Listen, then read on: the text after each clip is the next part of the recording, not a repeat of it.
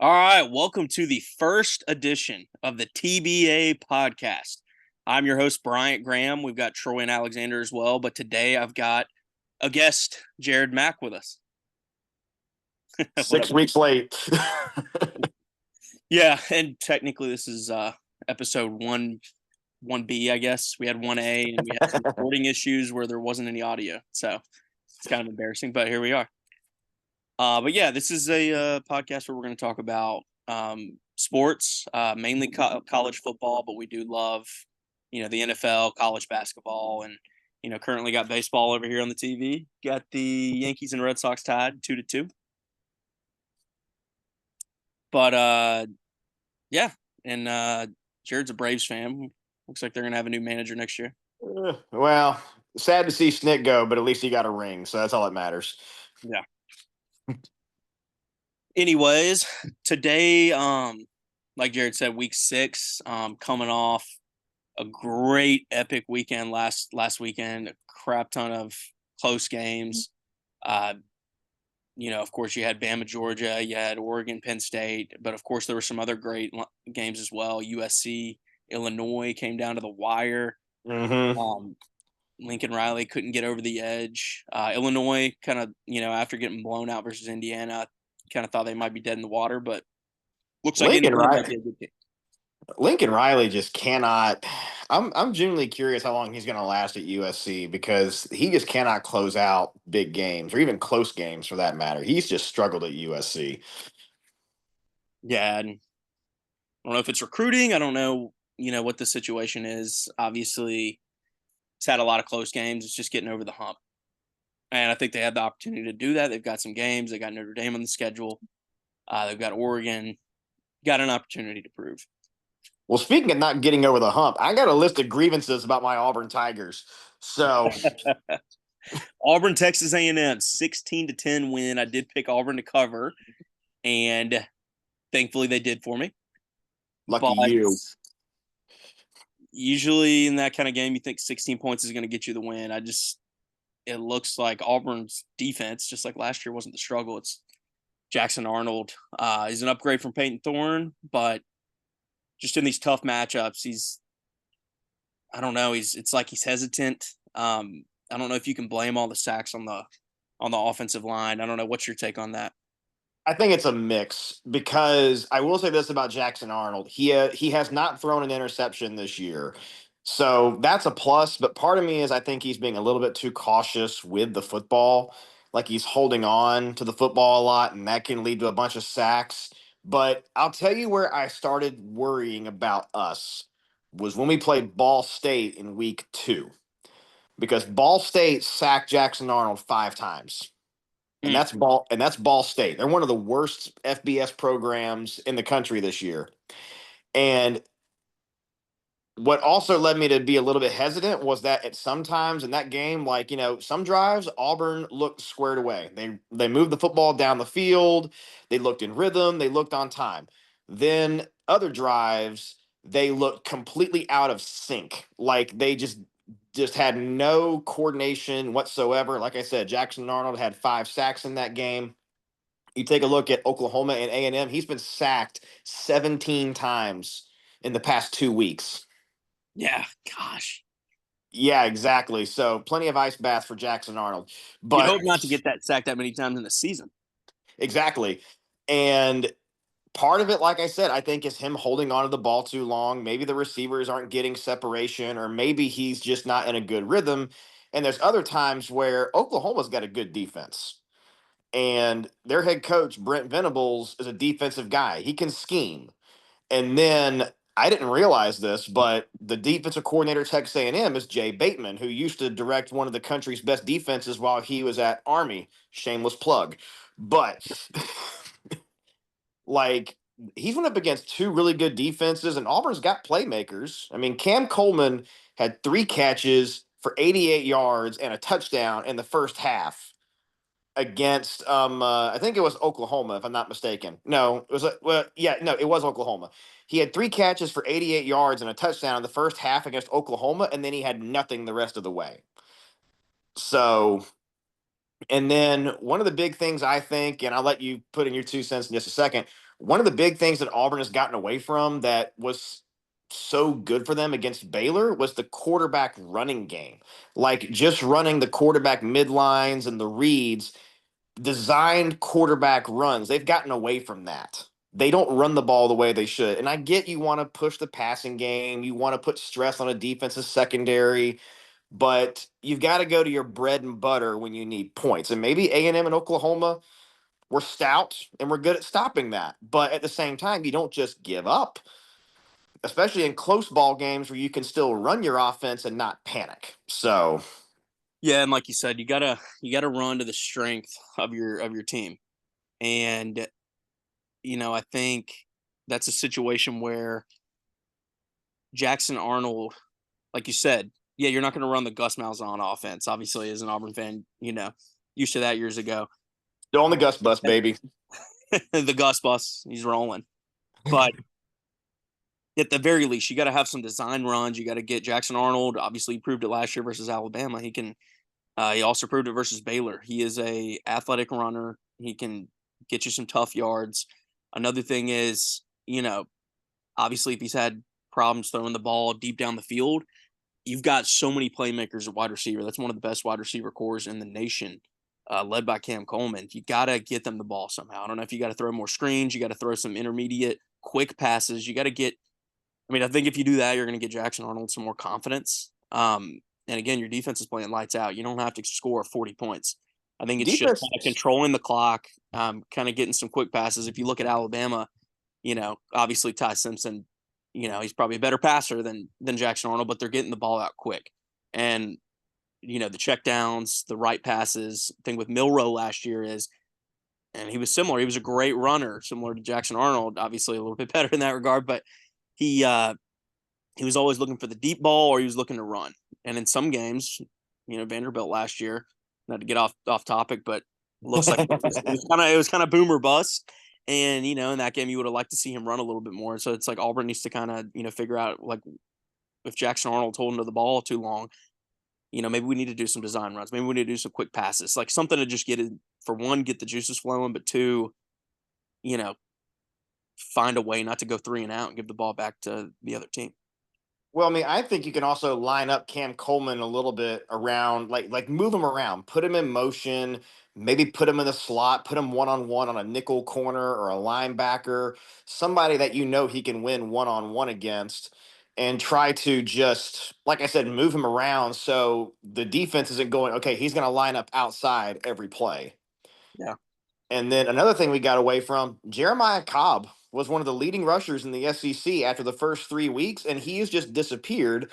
And it's not because of lack of effort, it's lack of touches. Like, I mean, like a Hugh Freeze offense has always had its most success when you have a solid ground game and an athletic quarterback who can hurt you in the leg with his legs and in the air. It's all about striking that balance. And I'm happy we have a bye week this week because we get Georgia at home. And I would hate for us to lose the game in which we are retiring Cam Newton's jersey. So, what a game to pick. Right. Wow. Yeah, and that's the thing. I mean, I think Georgia's going to bounce back this weekend and kind of shrug off the Alabama loss. But, you might be able to catch them at that point. After a win over Kentucky, maybe you can catch them in Jordan-Hare after with the bye. But you got to be creative. You got to find something out because Georgia's got a really good run defense, and they're going to find a way. Alabama did get over 100 yards, but they had 38 attempts. So it's going to be tough. No, I mean, it is. You got the defense to do it. I mean, I think we have a solid defense, but like you said, Georgia, the way that they play, and like you said, against Alabama, I think that Gunnar Stockton is a solid quarterback. He may not be amazing, but he's solid. And then Georgia, they made some good plays when they needed to, but like you said, I mean, Bama came through. Like, I mean, I think they finally managed to hit their stride. However, they get Vanderbilt at home this weekend. This is one game that I have circled for this year is what is Bama going to do against Vanderbilt because of what happened last year? Yeah, we'll segue. First, we'll segue into the Alabama Georgia, and then we'll get to Bama Vandy. Bama upsets Georgia 24-21, does it on the road in Athens. Georgia hasn't lost since before COVID. Alabama gets the upset. The biggest thing that stood out to me was, yeah, you beat Georgia last year, but it's kind of the fashion that you did it. Last year, you scored all these points, got off to a really good start, but it was, you go back and look at that game. Alabama wasn't great on third down in that Georgia game. Mm-hmm. Made the explosive plays, which is great. You're not mad with that, but this year, the way they did it, it was very efficient. It was third down, it was drive, it was 14 plays, it was efficiency. Mainly in the first half, Georgia made the adjustments, but that's what they do. You got Kirby Smart. But the biggest thing was the win in Athens. You got the monkey off your back. DeBoer, yeah, he beat LSU. Besides that, wasn't any great road wins, but the team stepped up, got the win on the road. So you kind of move past that or part of it. Now, how do you handle success? And that's when you're moving into the Vandy game. I mean, I can't tell you how genuinely impressed I was. Like I said, Ty Simpson, ever since the Florida State game, he has continued to show that he has the poise, he has the maturity, he has what he needs to handle himself in the big moments. Like you said, Bama converted a ton of third downs in that first half. Plus, throwing to essentially a 350-pound tight end from time to time also helps. Tackle. Put him the ball again. Shoot, why not? Put him at fullback. Shoot, yes. Third and goal. Give it to him. But like they came through in some big plays. Like I said, Ty Simpson is probably the most efficient quarterback in the SEC right now. Like, I mean, this is not the best receiving core that Bama has had, but they are still finding ways to make plays. And it looks like Ryan Williams has finally gotten over his early season of the yips. So maybe he's about to pick up his stride. But like you said, Bama's got some tough games coming up next, and how they improve on this is going to be huge because they got Vanderbilt, who's no longer a pushover. And I still think they have LSU, Oklahoma coming up, who beat them last year over in Norman. It's going to be fun to see how this Bama team grows up, so to speak, the rest of the season. My friend, Roll Tide, Auburn. As a fan, you love to see, adversity, and you love to see kind of that leadership in the locker room. And not only DeBoer, he stepped up in a big way, get the team fired up for every game, but I think they don't watch that pregame and halftime speech, but he was lighting it up and getting the team picked up. And then at the end of the game, DeBoer simply said, "I'm going to give it to my quarterback," and Ty kind of gave the speech at the end, but shows the leadership that he's gotten, and I think that's huge. Something that Alabama was missing last year. I don't, Milroe is a great guy, but I don't think we had that. He didn't have the team on his back. Mm-hmm. Ty's brought that it's us against the world mentality, so I think they're going to carry that into this week. But Vanderbilt, like you said, they're not a pushover. They're 5-0, undefeated for the first time or second time in 80 to 100 years, if I'm not mistaken. Mm-hmm. The highest ranking that they've had in history, or if not 100 years. So they've got a lot of swagger. Johnny Manziel is going to be on the sidelines this week. Oh boy, interesting. Even though A&M's got a home game, if I'm not mistaken, versus Mississippi, choosing to go to Tuscaloosa. But anyways, it's gonna be a fun matchup. What do you think about it? So I think that for one thing, like you said, I mean, it also helps that Vanderbilt has like maybe a seventh-year senior quarterback in Diego Pavia. Just cannot get rid of that guy, considering the fact that he played junior college ball, then he played at, I believe, New Mexico State, and now he's at Vanderbilt. He actually sued the NCAA for another year of eligibility, which he got this year. So here's the thing with Diego Pavia. He's a dog. Like the dude's a dog. He is gonna make plays. He's tough. This Vanderbilt team, I think, feeds off of his energy. Like he is the catalyst that drives Vanderbilt. And they're gonna go as far as Diego takes them. So he's beaten Alabama before. We've seen him do it, but now he's gonna be on the road in Tuscaloosa in an extremely hostile environment. And I guarantee you, Alabama does not want to lose to Vanderbilt 2 years in a row. Mm. which God, makes me. you just look at it after the Florida State game. People were high on Alabama this year. Fans were happy, kind of with recruiting and where the team's heading. You lose to Florida State. Fans are calling, trying to find out what Kalen DeBoer's buyout is. Get the win over Louisiana Monroe. Fans aren't pleased, but hey, it was a good win, 73-0. And then, but they kind of just keep their mouth shut. You get the win over Wisconsin. Some fans are starting to get a little happy, but still, we haven't seen anything yet. Then you get the win over Georgia, and fans are like, awesome. Okay, we're back. If you lose to Vanderbilt, it's right back to Florida State. Where's that buyout? So, you can't, and it doesn't matter what the ranking is. It's just that Alabama's got better talent.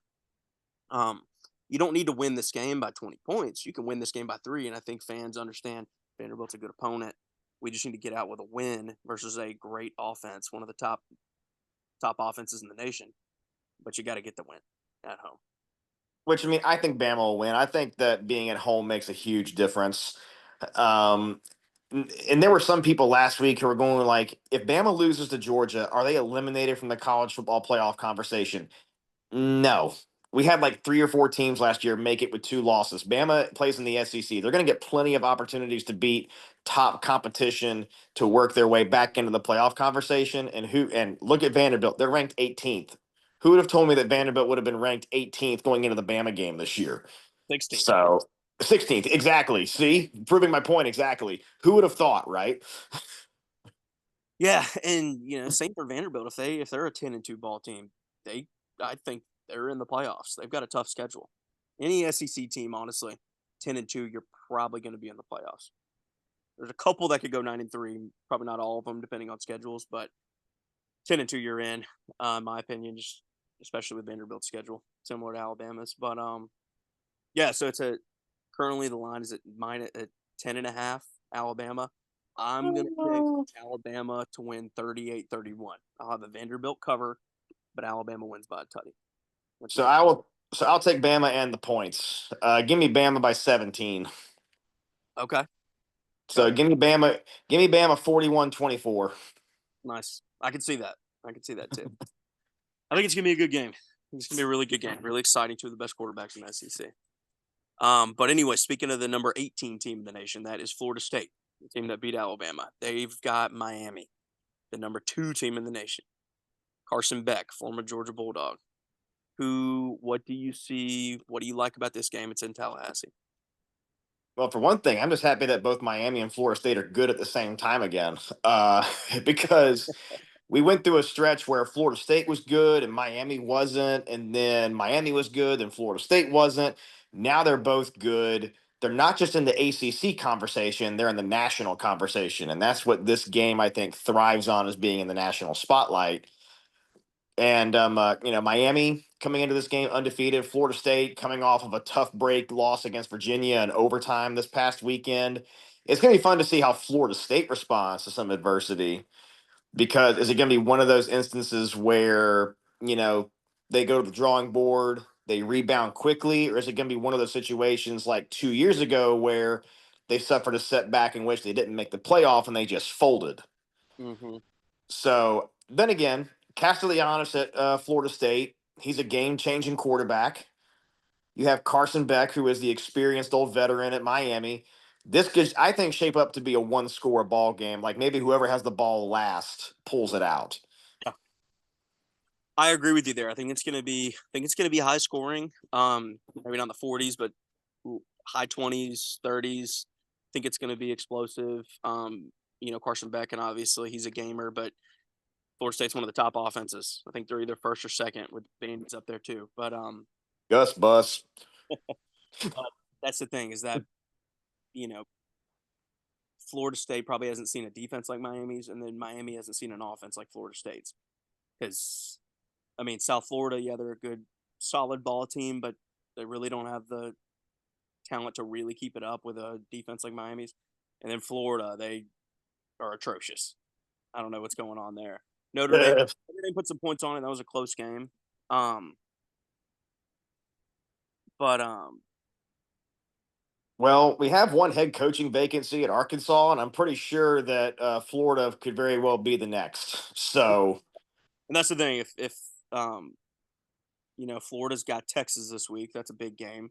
We'll get that in just a second. But Miami, I don't know. I have a feeling that Florida State, and this is the thing. If Florida State pulls the upset, it's going to kind of start a trend of teams that start out with an early loss or after a loss responding to adversity, and it might kind of show is it a good thing that you lose early and you kind of go back to the drawing board and kind of fix some issues that you had, like Alabama. Of course, if Alabama loses this weekend or next weekend, then that kind of takes that out of the equation. But you lost to Florida State. You looked yourself in the mirror and said, "This is not who we are." Now you pulled off some great wins, especially with the win over Georgia. Can Florida State do that and say, "Guys, we didn't play our best game versus Virginia. Virginia's a solid ball club, but we got to step up we got to step up the gameplay with Miami coming to town." So I don't know. I'll be interested to see how that plays out. I I would I for- would much I would much rather lose early because that gives you an opportunity to build back later in the season. If you lose late in the year, then you kind of start looking into, well, maybe this team is, running on their last legs. Maybe they won't have what it takes to get through the playoff. So I would say losing early is definitely better than losing late. I agree with you. Um, Line is at 4.5, Miami. For now, I'm gonna pick Miami to win the game by a field goal. I'm gonna pick 30-27. Miami gets the win in Tallahassee.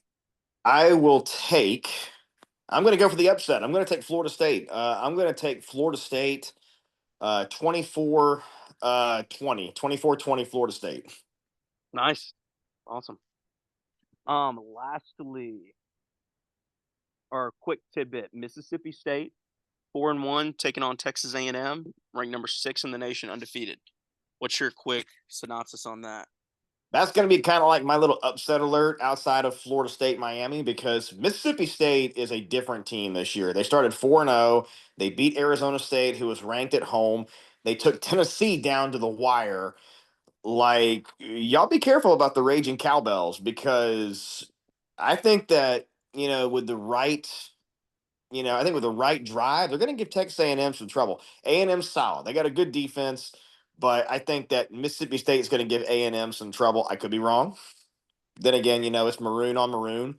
So who knows? But I think that Mississippi State is definitely a team to watch for. Definitely a feel good story to start the season off. So I agree. um, that's what I'm looking forward to seeing how Mississippi State and Texas A&M play. Because who knows? Maybe A&M, maybe they're worn out. At least their defense, or maybe their offense is worn out from playing a very good Auburn defense that didn't make it easy for them. So who knows? Yeah, that's one of my best bets. I think it's a 14.5 point spread at the moment. I think they're going to give them everything they've got. I And mean, I'll take A&M, but I think that Mississippi State will cover. yeah, and that's what I'm saying. It's 14.5 in favor of A&M. I think Mississippi State's going to keep it really close. Got to lean A&M being at home. Maybe if it was at Mississippi State, I think a little bit differently, but Mhm. I do think Mississippi State's going to be in that ball game. I think they're going to be in every ball game this year, and A&M's been in a couple close games, so Yep. I think Mississippi State will keep it close. Lastly, before we leave, I attended the University of South Alabama. Jared attended Troy University, and they are playing this week. Surprisingly, not on a Tuesday, Wednesday, Thursday. It's actually on a Saturday. It's kind of crazy. 1-4 South Alabama, 2-2 Troy. Doesn't look great on the record standings, but they've played a lot of hard fought games. hmm Feel on this game. Troy, it's at Troy, if I'm not mistaken, 1.5. It is. Yep, it's at Troy this year.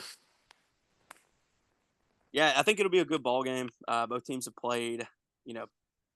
South played Auburn tight. Troy played Clemson tight. Even though think what you think about Clemson, they got a talented squad. Yeah, so go Jags. So this is going to be a very interesting game because even though South is 1-4 at this point, I still think that they could right the ship. They do have a conference loss to Coastal Carolina. and this is actually Troy's SEC opener. Sorry, Sun Belt. So this is their Sun Belt opener. Okay. So because Troy, we got wins against I honestly forget. Oh, Nicholls State, great win there. And then we beat Buffalo on the road last week, but we were down 17-0 going into the fourth quarter, and we came back and won 21-17. Mm. And then, like you said, we played Clemson tight, didn't have a great showing against Memphis, but I still think that maybe if Troy is finally settled at the quarterback position, because they've already been through two QBs this season, I think once that they get settled there, it looks like Tucker Kilcrease is the answer right now, as opposed to Goose Crowder. Um, Troy usually has a solid defense, and I think that may play a difference. However, South with Bishop Davenport at QB, I honestly like him a lot. He's very athletic. South had a tough loss against North Texas last week. They had a tough loss against Tulane. Like, these guys fight, which I think this is going to be a very neck and neck game in the battle for the belt. Yeah. We'll see how it all unfolds. Yes, We'll have a recap show on Sunday. And sir. hopefully Troy Marcus can join us and Alexander Theodore as well. But for now, me and Jared bid you farewell, buddy. We'll see on Saturday what unfolds. Got a lot of big games. And usually when there's a couple ranked on ranked matchups, that's usually whenever the upsets come in and the other matchups. So Florida, Texas, that is going to be a really matchup to really hone in on. And Florida, Texas is only a 6.5-point favorite. So Ooh, close one there. it's in Gainesville. Billy's got the job on his line. Sunday, we're either going to be talking about Texas getting upset by Florida or Billy Napier's fired. Yeah. But all right, that is the end of it, and we will see you on Sunday. Whoop. See you later.